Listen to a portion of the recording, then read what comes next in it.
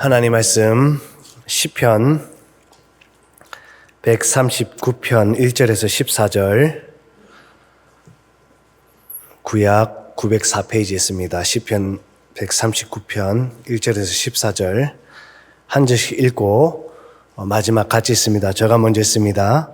여호와여, 주께서 나를 살펴보셨으므로 나를 아시나이다.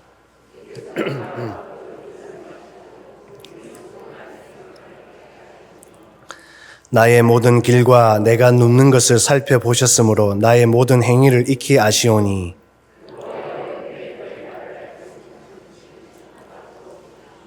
주께서 나의 앞뒤를 둘러싸시고 내게 안수하셨나이다.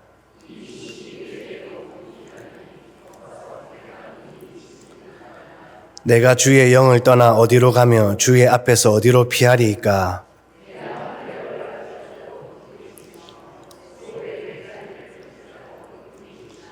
내가 새벽 날개를 치며 바다 끝에 서서 거주할지라도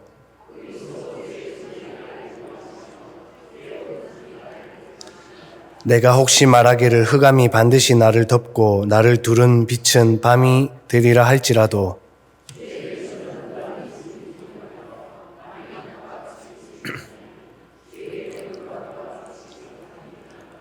주께서 내 내장을 지으시며 나의 모든 태에서 나를 만드셨나이다. 내가 주께 감사하오문 나를 지으심이 심히 기묘하심이라. 주께서 하시는 일이 기이함을 내 영혼이 잘 아나이다. 아멘. 아버지께서 소천하시기 전에 머리를 3번 다치셨는데요. 한 번은 오토바이를 타시는데 이제 뒤에 타셨는데 헬멧을 쓰지 않아가지고 넘어지셨고 병원에 좀 계셨는데요. 그래도 잘 회복되셨습니다. 또 한 번은 지붕에서 떨어지셨는데 그게 머리로 바로 떨어지셔가지고 머리에 금이 4개나 가고 그렇게 했는데도 감사하게 잘 회복되셨습니다. 3번째 미꾸라지 잡으러 가셨다가 이제 커버를 트셨는데 하천가로 떨어지셨어요. 그런데 하천가에 물이 없어가지고 그래서 머리를 떨어지셔서 그렇게 사고를 또 당하시고 뇌 손상이 왔고 병원에 계시다가 그렇게 소천을 하셨습니다. 3번째 다치실 때에 마산의 삼성병원의 응급실에 갔는데요. 지금 쫓아가서 보니까 막 엉망이죠. 막 광대뼈가 한몰이 돼가 있고 그 자리 또 찢어져 가지고 막 피투성에다가 또 그 피는 막 입안으로 막 들어가고 있으니까 막 컥컥거리는데 피는 막 토하고 그걸 이렇게 보는데 얼마나 두렵든지 기도가 절로 나오죠. 하나님 아버지 지켜주시고 두려운 저의 마음도 지켜주세요. 진정시켜주세요. 그렇게 계속 기도하고 있는데 저기 옆에서 앰뷸런스 차 한 대가 들어와요. 근데 거기에서 들것이 이렇게 들어오는데 이 들것이 응급실에 꽉 차가지고 그냥 이 들것이 가운데 이렇게 덩그러니 놔둘 수밖에 없는 상황이었는데 그 똑같은 들것인데도 그 하얀 갓난아이가 이 인공호흡기를 달고 그렇게 누워 있더라고요. 얘기를 들어보니까 이제 할머니께서 잠깐 쓰레기 버리러 간 사이에 애가 뒤집기를 했는데 그거를 5분을 넘겨버린 거예요. 그 조그만 아이가 인공호흡기 달고 가운데 탁 누워 있으니까 응급실에 있던 그 환자와 보호자들이 조용해지는 거예요. 아버지가 그렇게 피토하면서 광대뼈 함몰되고 찢어가지고 저기서 막 컥컥거리고 있는데도 그 아버지에 대한 생각은 하나도 안 나고 그냥 애만 계속 쳐다보게 되더라고요. 그때부터는 아버지고도 안 보이고요. 하나님께서 참, 이렇게도 제 마음을 아시고 만져주시는구나. 그래서 그 아이를 놓고 계속 기도했던 그런 시간들이 있었습니다. 본문은 다윗의 고백인데요. 내 인생 살면서 일평생 평탄치 않았습니다. 몸은 물론이고 마음이 힘들 때가, 몸이 힘들 때가 너무 많았습니다. 고난의 핍박에, 낙심의 절망에, 죽음의 위협에 너무 힘들었습니다. 그럼에도 하나님, 나를 아시는 하나님, 이렇게 믿음으로 고백합니다. 전지 다 아시는 하나님, 전능 다 하시는 하나님, 이런 하나님만 바라봅니다. 다윗은 이렇게 고백을 하는데요. 이러한 전지전능의 고백이 저와 성도님에게도 동일하게 있어야 할 줄로 믿습니다. 다윗은 전지전능의 하나님을 고백하면서 어려울 때마다, 힘들 때마다 이러한 고백을 하면서 삶을 살았다라는 건데요. 오늘 말씀 잠깐 살펴보시면서 나를 아시나이다, 이러한 고백을 하는 자의 삶은, 이 신앙은 어떠한 삶을 사는 것인지 함께 깨닫고 적용하는 시간 가지시기를 소망합니다. 하나를 먼저 살펴보면 선한 행위, 선한 입술의 삶을 살아야 한다 인데요. 우리 3절, 4절 다 같이 읽어보겠습니다. 시작. 나의 모든 길과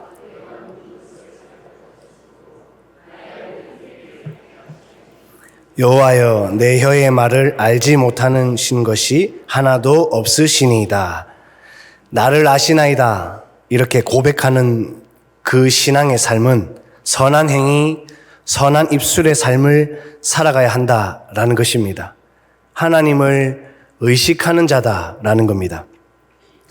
다윗은 하나님께서는 나를 아십니다, 이렇게 고백을 하는데요. 나를 살펴보셨다. 내가 앉고 일어섬을 아신다. 나의 생각까지도 다 아신다. 뿐만 아니라 나의 모든 길, 내가 눕는 것, 나의 모든 행위를 익히 아신다. 내 혀의 말을 알지 못하시는 것이 하나도 없습니다. 이렇게 다윗은 고백합니다. 다윗의 삶을 보면 하나님께서 너는 나의 마음에 합한 자다, 이런 말까지 칭찬을 들었던 삶이었는데요. 그럼에도 앞서 말씀처럼 다윗은 고난과 역경을 그 누구보다도 많이 겪어야 했던 사람이기도 했습니다. 목숨의 위협 가운데서 도망쳐야 하는 신세에다가 아들 압살롬의 반역으로 왕의 자리에서 비참하게 쫓겨나는 신세에다가 살려고 미친 척을 하면서 침을 흘리기도 하고 광야로, 동굴로, 사막으로 그렇게 힘들게 고통스럽게 외롭게 다녀야 했었습니다. 그럼에도 다윗은 그 어렵고 힘들 때마다 하나님을 의식했다. 선한 행위, 선한 입술의 삶을 살려 했다라는 겁니다. 사울을 죽일 수도 있었는데 옷자락만 베었고요. 그 벤 것마저도 하나님 앞에 마음의 찔림을 받고 회개했습니다. 입으로 범죄하지 않으려고 날마다 찬송으로 엎드렸습니다. 그러면서 나를 아시나이다, 이러한 믿음의 고백이 나오기까지 했습니다. 그렇구나. 나의 모든 행위를, 나의 입술을 다 하나님께서는 전지 아시고 보시는구나. 전능 다 하시는구나. 저와 성도님의 삶도 하나님께서 다 아시고 보시고 다 하시는 줄 믿습니다. 하나님은 완벽하라 이렇게 말씀하시지 않으시고요. 완전하라. 내 앞에서 완전하라. 하나님을 의식하는 삶을, 죄를 다스리는 삶을, 죄와 싸울 줄도 알고 죄를 피할 줄도 알고 이러한 삶을 살라 한다라는 것입니다. 마태복음 12장 35절부터인데 우리 다 같이 한번 읽어보겠습니다. 시작. 선한 사람은 그 쌓은 선에서 선한 것을 내고 악한 사람은 그 쌓은 악에서 악한 것을 내느니라. 내가 너희에게 이르노니 사람이 무슨 무익한 말을 하든지 심판 날에 이에 대하여 신문을 받으리니 내 말로 의롭다함을 받고 내 말로 정죄함을 받으리라. 예수님께서 하나님을 의식하는 자는 선한 사람이다. 선한 사람은 선한 행위, 선한 말을 한다. 하려 하고 살아내려 한다. 하나님을 의식하는 삶을 살라. 이렇게 말씀합니다. 아버지 그렇게 응급조치를 하고 검사를 하고 병원에 입원하게 되셨는데요. 2주를 입원하게 되는데 어머니는 소통도 잘 안 되시고 하시니까 집에 계시고 제가 2주 동안 병원에 있으면서 아버지 병간호를 하는데요. 와, 병간호 진짜 아무나 하는 게 아니더라고요. 다른 거는 다 제쳐두고 죄송합니다. 아버지 똥 받아내는 이 일이요. 진짜 보통 일이 아니더라고요. 그때 축구 은퇴를 하고 아버지 똥 받아내는데 내 인생 왜 이 모양이냐고. 우리 집 가정 왜 이 모양이냐고.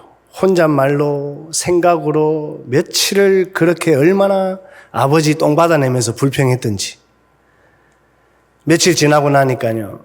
하나님 다시 회개 마음을 주셔가지고 회개하면서 하나님 이 상황도 이 모든 것도 하나님께서 오늘 제목처럼 다 아시지요. 그런 고백이 나오고요. 더 불평하지 않으려고 하나님을 의식하려고 그렇게 애를 썼었던 시간들이 있었습니다. 나를 아시나이다 고백하는 신앙의 삶은 선한 행위, 선한 입술로 살아야 합니다. 하나님을 의식하는 자입니다. 또 하나는 기름 부으심의 삶을 살아야 한다인데요. 우리 5절 읽어보겠습니다. 시작. 주께서 나의 앞뒤를 나를 아시나이다 고백하는 신앙의 삶은 기름 부으심의 삶을 살아가야 한다라는 것입니다. 하나님의 인도함을 받는 자다라는 겁니다. 다윗은 하나님께서 나의 앞뒤를 둘러싸셨다. 어디에든 함께 계셨다. 내게 안수하셨다. 주님의 손을 나에게 얹어주셨다. 이렇게 고백하는데요. 앞서 말씀처럼 다윗은 사울에게 죽음의 위험을 받게 되고 도망자 신세가 되기도 했습니다. 사울이 어디든 쫓아와서 죽이려 했고 다윗은 계속해서 도망 다녀야만 했습니다. 뿐만 아니라 나중에 다윗이 왕이 되었을 때는 아들 압살롬이 반역을 일으키고 그래서 쫓겨나듯이 또 도망 나와야만 하기도 했습니다. 아니 기름 부은 받은 자면 하나님께서 택하신 자라면 하나님 손이 함께 하시는 자라면 적어도 이러한 일이 안 일어야 나지 않는가? 어째서 이러한 일이 계속 일어나는가? 새벽에도 그렇고 말씀 계속 드렸지만 나의 죄성이든 하나님의 연단이든 이해할 수 없는 고난이든 그런 가운데서도 다윗은 하나님께서 함께 하심을 잊지 않았다라는 것입니다. 저도 성도님도 예수님을 믿는 믿음으로 기름 부으심으로 살아야 하는데요. 여기까지도 함께 하셨고 인도하셨으니 앞으로도 함께 하실 줄로 믿습니다.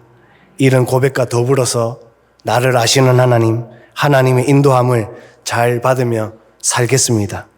내가 암만 어쩐다 저쩐다 해도요. 그 결과는 뻔합니다. 뻔할 수밖에 없습니다. 좀 된다 싶으면 금세 교만의 뻔함이고요. 안 된다 싶으면 하나님 탓하는 뻔함입니다. 그러나 나는 아시나이다. 이 고백의 신앙을 사는 자는 이러한 것에 속지 않는다라는 겁니다. 어떻게 해서든 하나님의 인도함 받으려고 합니다. 그래서 하나님 주시는 마음 혹일지라도 더 맞는지 기도하고 또 기도하고요. 더 확신을 주십시오. 하나님 더 믿음을 주십시오. 그렇게 끈질기게 하나님 인도함 받는 삶을 산다라는 것입니다. 사도행전 16장 6절부터인데요. 다 같이 한번 또 읽어보겠습니다. 시작. 성령이 아시아에서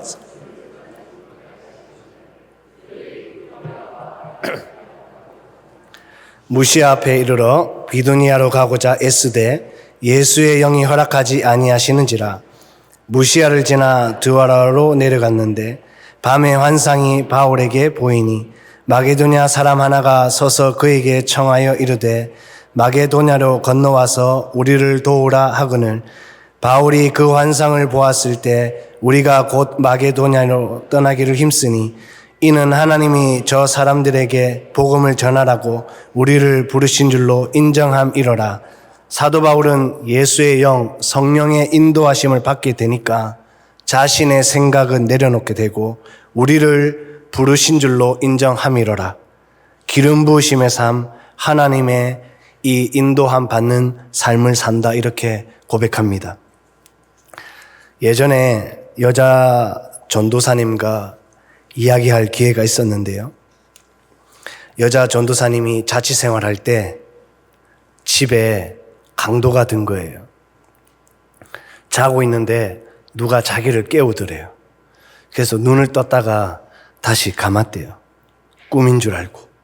그런데 다시 깨우더래요. 그때 겁나서 눈을 못 뜨고 꿈이 아니었구나. 그리고는 그것이 생각이 들자마자 계속 하나님을 찾았다고 합니다. 그래서 다시 계속 강도가 눈 뜨라고. 그리고는 칼이 목까지 들어와서 돈 내놓으라고. 그때 마침 주말이어서 남동생이 올라와서 옆방에 자고 있었는데 그 잠깐의 틈을 보다가 이 여자 전도사님이 소리를 질렀대요. 그러니까 이 강도가 놀래가지고 창문으로 도망을 가는데 그 전도사님과 신랑이 하다가 칼을 전도사님 등을 이렇게 베고 휘두르고 도망을 갔다고 합니다. 심각할 정도는 아니지만 피를 흘리고 그때 이제 남동생이 와서 신고를 하고 그리고 얼마 뒤에 그 강도가 잡혔다고 합니다. 그리고 무서워서 그 집을 이사를 하고 몇 개월이 지났는데 또 강도가 든 거예요. 이번에는 자고 있는데 뭐가 이상해서 깼는데 그 강도가 담벼락을 타고 집 창문으로 들어오고 있는 걸 마침 눈 뜨고 발견을 한 겁니다. 그래서 이 전도사님이 소리를 막 지르니까 강도가 놀라서 도망을 갔는데요. 몇 시간 만에 잡혔다고 합니다. 놀라운 것은요, 이 두 강도가 다 계획적인 범행이었다라는 겁니다. 전도사님을 계속 따라다니면서 계획적으로 그것도 2번씩이나 그런 일이 생긴 겁니다. 하나님, 제가 먹고 살자고 전도사합니까? 한 영혼 살려보자고 하는 건데, 하나님 일한다고 하는 건데 어째서 이런 일이 일어납니까? 저 때문에 안 믿는 부모님이 이런 일 겪으니까 당장 전도사 때리치라고. 무슨 하나님이 그런 하나님이냐고. 그런데 하나님이 이 전도사님에게 그런 마음을 주셨나 봐요. 나중에는 이것도 하나님 인도하심을 믿게 된다고. 웃으면서 그래도 죽지는 않았으니까. 하나님께서 아직 살려주신 거 보니까 인도하심이 있는 것 같다고. 부모님도 언젠가는 하나님께서 다 해결해 주실 거라고 그런 고백을 하시더라고요. 나를 아시나이다 고백하는 이런 신앙의 삶은 기름 부으심으로 살아야 합니다. 하나님의 인도함을 받는 자입니다. 마지막 하나는 감사함의 삶을 살아야 한다인데요. 우리 14절 다 같이 한번 읽어보겠습니다. 시작. 내가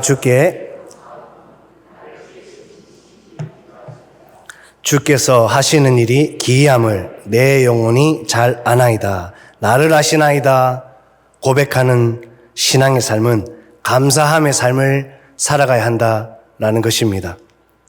하나님을 고백하는 자다라는 겁니다. 다윗은 어려움 가운데서도 믿음으로 하나님을 바라보았는데요. 나를 아시는 하나님, 나를 아시는 하나님.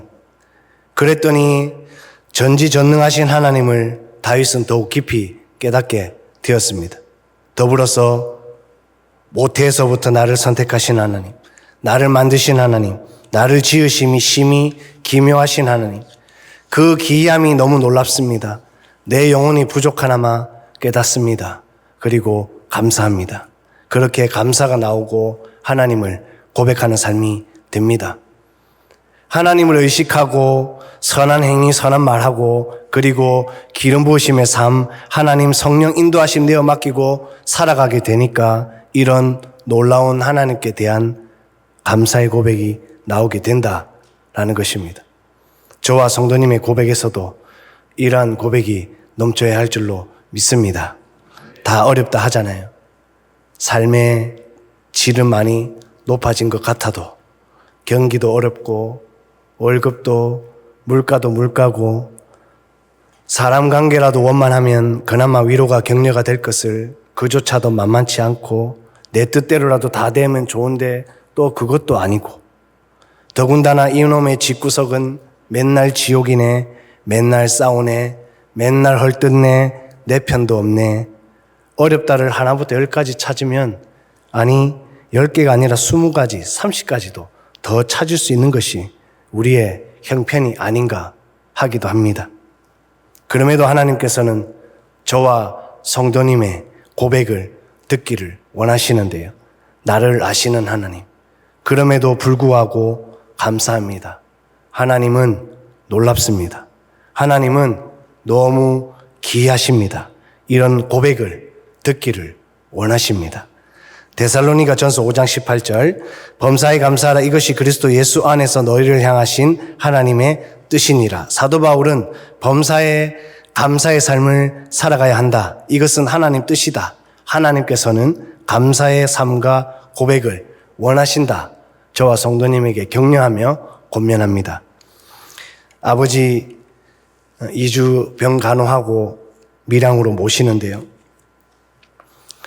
세종요양병원으로 모시는데 그때는 이 병원이 불타기 전이었는데 이제 간병비를 같이 해서 병원에 입원하셔야 되니까 뭐 병비도 만만치 않잖아요. 그런데 그때 그 세종요양병원에 총무로 계신 그 선생님이 이 밀양노안교회 사모님하고 이렇게 친분이 있으셔가지고 참 많이 배려를 해주시더라고요.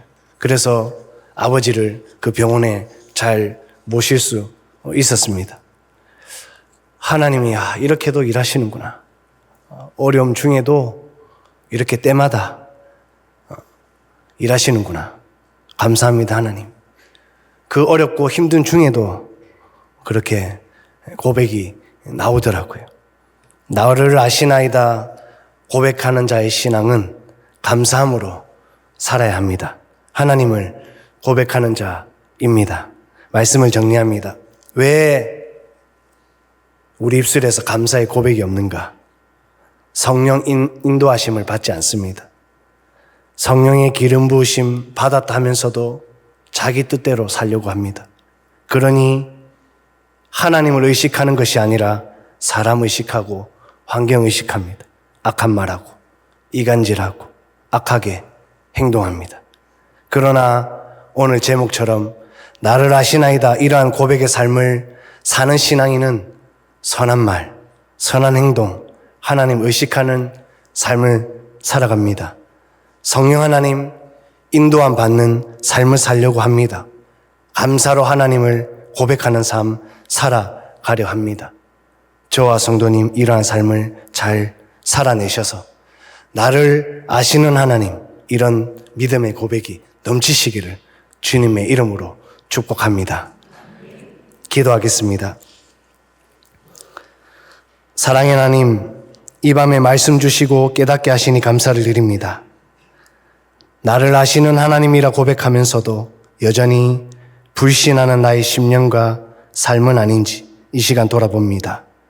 용서하여 주시고 불쌍히 여겨주시고 긍휼히 여겨 주옵소서. 다윗의 고백과 같이 어떤 상황에서도 나를 아시는 하나님을 고백할 수 있는 믿음의 성도의 삶을 살게 하여 주시고 순적하게 그리고 선하게 인도하시는 줄로도 믿사오니 주님 함께하여 주옵소서. 모든 기도의 제목, 소원하는 마음들 하나님께서 더 잘 아시오니 만져주시고 해결해 주시고 하나님 뜻 가운데 감사로 넘치게 하옵소서. 나를 사랑해 주시는 예수님 이름으로 감사 기도드립니다. 아멘.